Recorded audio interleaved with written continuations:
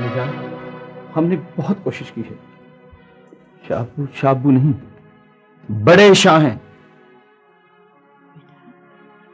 बड़े शाह खानदान के सबसे बड़े हैं, उन्हें हर एक का ख्याल रखना पड़ता है। लेकिन इसका ये मतलब तो नहीं कि वो तुम्हारे अब्बू नहीं हैं या तुमसे मोहब्बत नहीं करते। हम ये हवेली छोड़कर जा रहे हैं अम्मी जान। शहाब, तुम ऐसा नहीं कर सकते बेटा। तुम बड़े शाह के एतमाद को ठेस नहीं पहुंचा सकते बेटा। उन्होंने तुम्हें बड़ी प्यार से पाला है।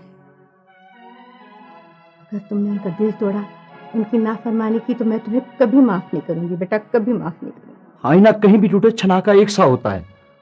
फर्क यह है कि इस हवेली में सिर्फ बड़े शाह के दिल के टूटने की आवाज सुनाई देती है, और किसी के दिल को तो दिल समझा ही नहीं जाता। इसलिए हम ये हवेली छोड़कर जा रहे हैं अम्मी। शहाब,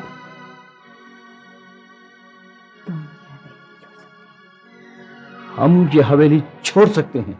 हम मेहरबानों के लिए इस हवेली और बड़े शाह की हर चीज को छोड़ सकते हैं अम्मी जान, हर चीज को छोड़ सकते हैं।